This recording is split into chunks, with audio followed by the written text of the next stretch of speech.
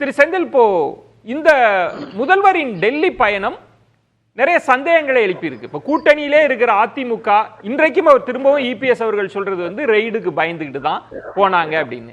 விஜய் அவர்கள் சொல்றாங்க நாங்க ஏற்கனவே மறைமுக கூட்டணி இருக்குன்னு சொல்றோம், பாத்தீங்களா எவ்வளவு இம்பார்ட்டன்ஸ் கொடுக்குறாங்க அப்படின்னு. திரு சுமந்த் அவர்கள் சொல்வது வந்து இது எனக்கு ரொம்ப புரிஞ்சுக்கவே முடியல. பாஜக ஏன் இப்படி சாஃப்டா போகுது, அதுல என்ன அவங்களுக்கு பலன் கிடைக்கும் அப்படின்னு நிறைய புள்ளிகளை தொடறாங்க. உங்கள் கோணம் என்ன திரு செந்தில்? நீங்க 3 கேள்வி கேட்டிருக்கீங்க, நான் 3க்கும் சொல்லிடுறேன். முதல்ல என்னுடைய மரியாதைக்குரிய நண்பர் டாக்டர் சுமந்த் அவர்கள் சொன்னது. டாக்டர் சுமந்த் வந்து அவரே அதுல ஒரு கன்ஃபியூஸ் ஸ்டேஜ்ல இருக்கிறார். ஏன் அப்படின்னு எனக்கு புரியல, ஒரு குழப்பம் அப்படின்னு சொன்னாரு. இந்த குழப்பம் தான் சிஎம்க்கு இப்ப ரொம்ப மகிழ்ச்சியா இருக்கு. இவங்க எல்லாம் குழம்பி போய் இருக்கிறாங்கல்ல, டாக்டர் சுமந்தோ அல்லது எடப்பாடி பழனிசாமியோ மற்றவர்களோ, அவரே அதை சொல்லிட்டாரு.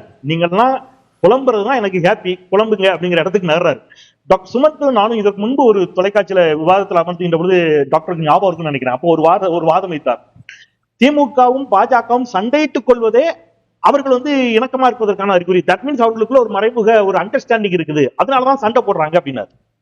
இப்ப அரசு முறை பயணமாக ஒரு பிரதமரை ஒரு முதலமைச்சர் சந்திப்பது எல்லாருக்கும் டவுட் ஆயிடுச்சு. ஏன் அப்படின்னு, ஏன் சந்திக்கிறாரு, திடீர்னு ஏன் சந்திக்கிறாரு? அப்ப அவர் கேட்ட கேள்வி லாஜிக் தான். இதற்கு முந்தைய மீட்டிங்லாம் ஏன் சந்திக்கல அப்படிங்கிற ஒரு கேள்வியை டாக்டர் தனிப்பட்டு ஏன் சந்திக்கணும்ன்ற தனிப்பட்டு ஒரு 5 நிமிஷம் ஒரு கரெக்ஷன் விஜய், நான் வந்து அது மாதிரி சொன்னதே கிடையாது. சண்டை போடுறது வந்து ஒரு நெருக்கமான உறவுக்கு, ரொம்ப அருமையான கேள்வி. நெருக்கமான உறவு தலைமைகளுக்கிடையே இருக்கிறது பல 2 வருஷமா நான் சொல்லிட்டேன். சொல்லுங்க செந்தில்.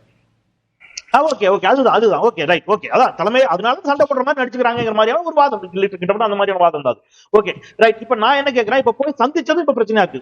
இப்போ தனிப்பட்ட முறையில் அப்படின்னு சொன்னா, நிதி ஆயோக் கூட்டம் இல்லாம, யாருக்கும் தெரியாம, யாருக்கும் சொல்லாம, ரகசியமா, இந்த சாமி படத்துல அந்த இவர் வந்து பெருமாள் பிச்சைங்கிற கேரக்டர் மாத்தி மாத்தி கார்ல போகும், அந்த மாதிரி சிலர் போய் கார்ல மாத்தி மாத்தி போய் சந்திச்சாங்க ராத்திரி.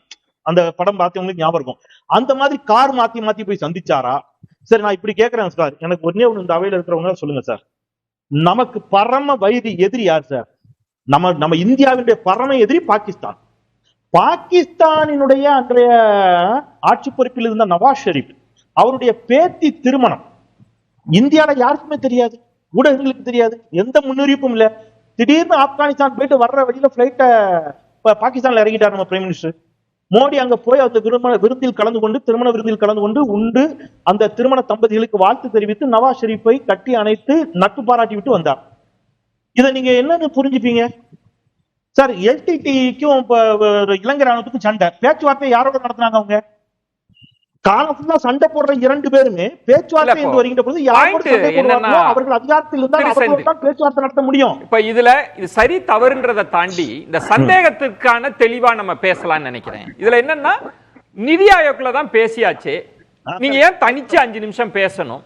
அது இந்த ரெய்டு சமயத்துல ஏன் பேசணும்ன்ற ஒரு கேள்வி.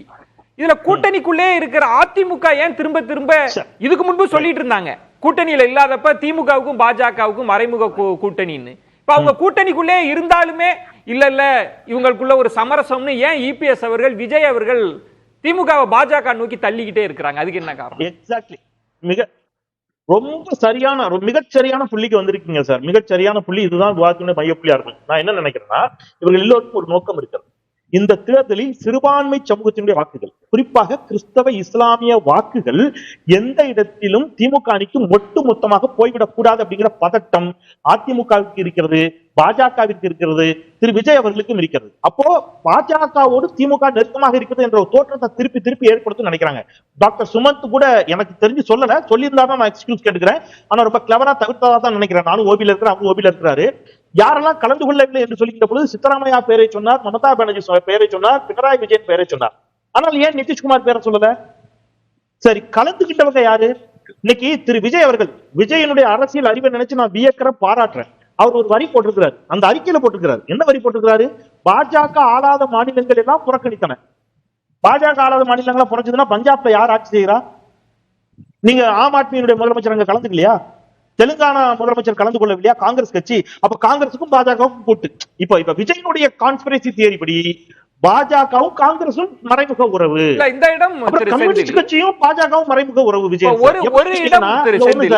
கம்யூனிஸ்ட் கட்சி ஏன்னா இப்ப விழிஞ்சம் துறைமுக திறப்புலாவுக்கு வருகின்ற பொழுது கேரள முதல்வர் பினராயி விஜயனும் மோடியும் சந்திச்சு இணக்கமா பேசிக்கிட்டாங்க.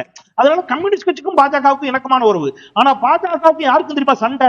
பாஜகவுக்கும் அதிமுகவுக்கும் தான் கடும் சண்டை அப்படின்னு விஜய் நம்புறார். பாஜகவுக்கு அதிமுகவுக்கு சண்டை இல்ல திரு செந்தில். ஏன்னா அதிமுக தான் என்ன செஞ்சது? சிஏஏ சட்டத்தை ஆதரிச்சது. ஒரு ஒரு விஷயம் சொல்லுங்களேன். இப்போ சுமந்த் அவர்கள் சொன்ன மாதிரி அவர் திமுகவை மட்டும் சந்தேகப்படல. முதல்வர் பிஎம் ஆபீஸ்ல இருந்து எப்படி அப்பாயின்மெண்ட் கிடைக்குது, ஏன் அவங்க தனிப்பட்டு பிரதமரும் சந்திக்கிறார் அப்படி? ஏன்னா கூட்டணி கட்சியினர் நேரம் கேட்டே கொடுக்காத சூழல்லாம் இருக்கு. அதிமுக தலைவர்கள்லாம் சந்திப்பாங்க அப்படிலாம் சொல்லி பிரதமர் சந்திக்காத செய்திகள்லாம் நம்ம பாக்குறோம். ஏன் இந்த சைடு பாஜக அப்படி ஒரு நிலைப்பாடு எடுக்குதுன்றது ஒண்ணு.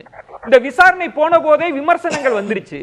முதல்வர் நினைத்திருந்தால் அந்த தனிப்பட்ட சந்திப்பை தவிர்த்திருக்கலாம் இல்லையா? அந்த 5 நிமிஷத்தை தவிர்த்திருக்கலாம் இல்ல? அதுதான் இன்னும் எல்லாரையும் குழப்பிருச்சு. இப்ப சிறுபான்மை சமூக வாக்குகளுக்கும் அது ஒரு அவசியம் இல்லை. இது அரசியல். இது ரொம்ப ரொம்ப நம்ம நாட்டில் இருக்கக்கூடிய அரசியல், அதுவும் குறிப்பா தமிழ்நாட்டில் ஒரு சிலர் செய்யக்கூடிய அரசியல் எவ்வளவு மலினமான அரசியலா இருக்குங்கிறத நினைச்சுதான் நான் வேதனைப்படுறேன். சோனியா காந்தியும் மோடியும் நாடாளுமன்ற கூட்டத்தொடரில் நாடாளுமன்ற வளாகத்தில் அந்த அவையில மட்டும் இல்ல, அதன் பிறகும் அவர்கள் சந்தித்து பேசுகிறார்கள். ராகுல் காந்தியும் மோடியும் சந்தித்து பேசுகிறார்கள். இடதுசாரி தலைவர்களும் மோடியும் சந்தித்து பேசுகிறார்கள். இங்க மட்டும் 2 பேர் சந்திச்சுட்டாங்கன்னா அதுவும் எப்போது ஒரு டெல்லிக்கு போறாது ஒரு பிரைம் மினிஸ்டர். நான் இப்படி கேட்கிறேன் விஜயன் சார், ஒண்ணுக்கு போய் சொல்லுங்க. இன்னைக்கு சந்திக்கின்ற பொழுது இந்த மாநிலத்தினுடைய முதலமைச்சராக மாண்புமிகு ஸ்டாலின் அவர்கள் இருக்கிறார். இந்த நாட்டினுடைய பிரதமராக மரியாதைக்குரிய நரேந்திர தாமோதரதாஸ் மோடி இருக்கிறார்.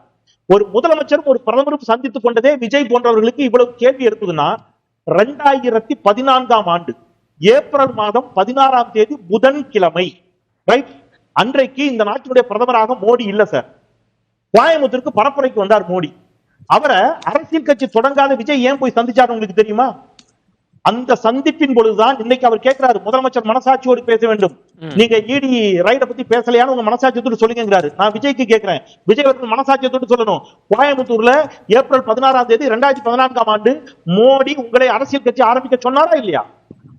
அதன் மூலம் ஏற்படும் இழப்புகளை, பொருளாதார இழப்புகளை பாஜக சந்திக்கும், உங்களுக்கு நாங்க செய்யறோம்னு சொன்னாரா இல்லையா? 3000 கோடி ரூபாய் அளவுக்கு கைமாறியதாக ஒரு தகவல் இருக்கிறது. விஜய் மனசாட்சியத்தோடு சொல்லணும். பாஜக தரப்புல இருந்து விஜய்க்கு 3000 கோடி ரூபாய் கொடுத்தா ஒரு செய்தி வருகிறது. நீங்க கட்சி ஆரம்பிங்க, நீங்க ஓட்ட மட்டும் பிரிச்சா போதும், இஸ்லாமிய கிறிஸ்தவ ஓட்ட மட்டும் பிரிச்சா போதும்னு சொல்றாங்களே, மனசாட்சிப்படி சொல்லணும் நண்பர் விஜய். அது உண்மை இல்லையா? அது பொய்யா? நீங்க எதுக்கு அன்னைக்கு மோடியை சந்திச்சீங்க? நீங்க என்ன அரசியல் கட்சி தலைவரா? நீங்க தமிழ்நாடு முதலமைச்சரா? இல்ல அரண்மனைக்கு ஒரு கவுன்சிலராக விஜய் சந்திக்கலாம். இல்ல விஜய் சந்திக்கலாம், அது தப்பு இல்ல. பாஜக ஆட்சியில கரெக்ட் சார். பாஜக ஆட்சியில நீங்க ரைடு நடக்கும் போது யாரையும் போய் சந்திக்க கூடாதுன்னா நீங்க வருஷம் முடிச்சோட யாருமே சந்திக்க முடியாது. பாஜக தான் வருஷத்துல 365 நாள் ரைடு நடத்திக்கிட்டு இருக்கேன். நான் என்ன கேட்கிறேன் சார், சரி ஓகே இப்ப ரைடு நடத்துறாங்க சார், இவர் போய் சந்திச்சிட்டாரு, அதோட பெனிஃபிட் இந்த ஒரு லைன் ஒரே ஒரு லைன் இந்த ஒரு லைன் முடிச்சாங்க. பெனிஃபிட்ஸ் ஒண்ணு இருக்குல்ல, இப்ப சந்திச்சதுனால இந்த ரைடு நின்றுச்சா? இல்ல இதுக்கு முன்னாடி நின்று இருக்குதா? யாருக்கு நின்று இருக்குது? டிடிவி தினகரனுக்கு ரைடு நின்றுச்சு. அந்த கேஸ் என்னாச்சு? ரெட்டலைக்கு லஞ்சம் கொடுக்கும் என்ற வழக்கு தெரியாது. அதிமுக அமைச்சர்கள் அத்தனை பேர் மீதான சிபிஐ வழக்கு நிறுத்தி வைக்கப்பட்டிருக்கிறது. அஜித் பவாருடைய வழக்கு நிறுத்தி வைக்கப்பட்டிருக்கிறது. யாரு பாஜகவோட கூட்டணி சேர்கிறார்களோ அவர்களுடைய வழக்கு நிறுத்தி வைக்கப்படுகிறது. திமுக அமைச்சர்கள் மீதான வழக்குகள் வேகம் எடுத்துக் கொண்டிருக்கின்றன. நீதிமன்றம் மூலம் தான் அவர்கள் தங்களுக்கான சட்ட உதவிகளை பெறுகிறார்கள் என்பதை நான் இங்க சொல்லுகிறேன். பேசலாம். சுமன் காத்திருங்க, நான் மீண்டும் வரேன். 2 பேர் காத்திருக்கிறாங்க, மீண்டும் வந்துடுறேன் சுமன்.